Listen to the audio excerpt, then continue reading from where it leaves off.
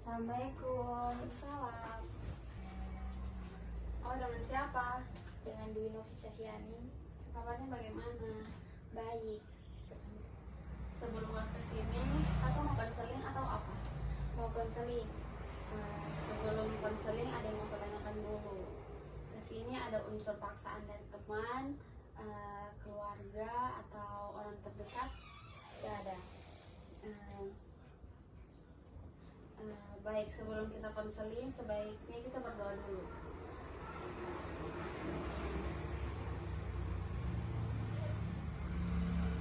Jadi kakak,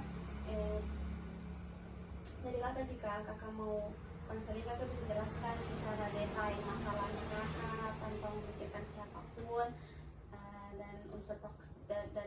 dan unsur paksaan dari siapapun, dan bisa atur posisi dengan baik, dengan nyaman menurut kakak, atur nafas dengan jernihkan pikiran. Silakan.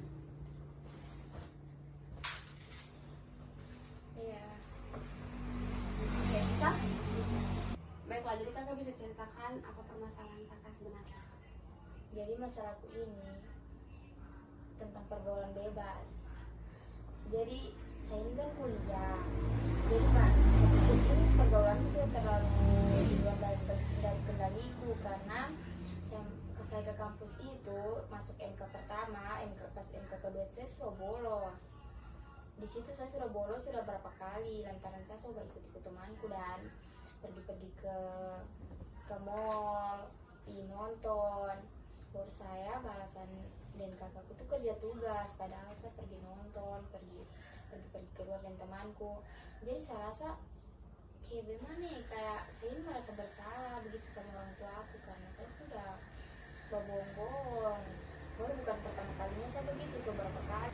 Jadi saya pikir pergaulan ini sudah terlalu bebas dan Jadi awalnya kakak bolos ini sejak kapan? sejak pertama masuk kuliah. Berarti dari pertama masuk kuliah itu kakak sudah mulai bolos, sudah mulai ikut pergaulan yang kurang baik lah kalau dibilang yang negatif. Iya. Apa yang kakak rasakan ketika kakak bolos? Kayak setelah dari bolos itu apa yang kakak rasakan? Saya itu kalau ketemu dosennya habis MK-nya bisa kata bolos itu dia marah dan saya dan kelas. Jadi saya tuh kayak malu dan teman-temanku. Saya juga kayak merasa bersalah dengan keluarga aku karena suruh bohongkan dorang. Jadi saya kayak mau berubah jadi lebih baik saja. Begitu. Jadi kakak mau berubah lebih baik dari yang kemarin? Iya mau. Jadi saran saya bukan untuk menyuruh kakak untuk menjauhi teman-temannya kakak, tapi silakan kakak mencari pertemanan baru, tapi dalam circle pergaulan yang kayak positif, yang lebih mengarah ke akademiknya kakak. Kalau dalam circle positif pasti ada kayak perkumpulan kayak mahasiswa yang lebih berfokus ke akademik. Jadi kakak itu kayak bisa terbawa-bawa dari sifat-sifat positifnya orang. Terus berfokus pada akademik, pasti nanti itu yang positif bakal menandai pada yang negatif. Jadi kayak mungkin seberpengaruh apa teman-temannya kakak yang sebelumnya berpengaruh kakak, jadi kakak jadi bolos, jadi jarang masuk kampus, sering berbohong sama orang tua, sering berbohong sama kakak, bertanya kakak gitu ya. Jadi pas kalau kakak mencari kayak teman yang lebih yang pergaulan yang positif, kakak bisa terbawa-bawa juga. Baru pasti yang positif itu lebih berpengaruh daripada yang negatif gitu. Terus jadi mungkin kalau masih bergaul sama teman-teman kakak yang kemarin, kurang-kurangnya sudah bolosnya sampai tidak melakukan hal itu lagi. Usahakan lebih sering bergaul sama yang positif supaya kayak kakak itu bisa lebih fokus sama akademinya kakak. Mungkin setelah kakak waktu teman sama orang, kakak bisa ikut lomba, ikut apa lagi ya, kayak kegiatan-kegiatan di kampus, lebih fokus ke kampus, kerja tugas.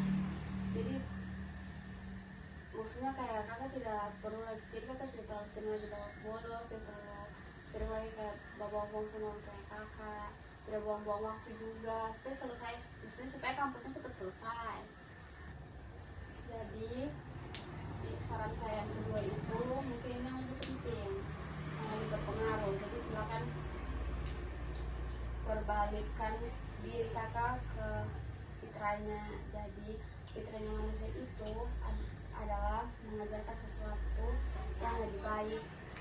Manusia itu tidak pernah luput dari fitrah. Jadi fitrahnya manusia itu tidak pernah mengajarkan yang buruk, selalu mengajarkan kita yang baik. Jadi kita bisa kembali ke fitrahnya manusia, kayak fitrah-fitrahnya kita gitu.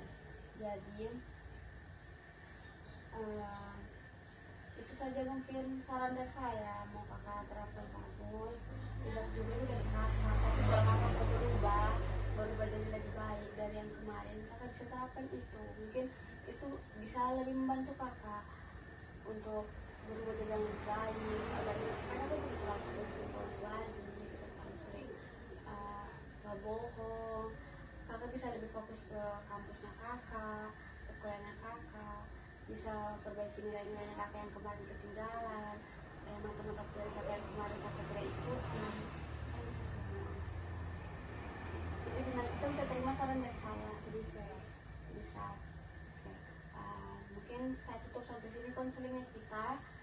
Jika ada salah-salah kata atau mungkin kakak tersinggung dengan kata-kata saya tadi, saya mohon maaf.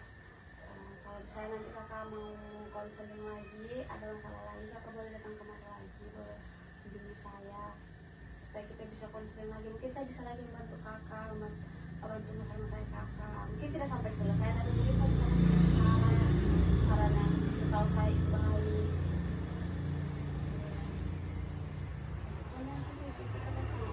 Iya, nanti saya bisa terapkan itu. Terima kasih karena mau kasih saya saran. Terima kasih kakak.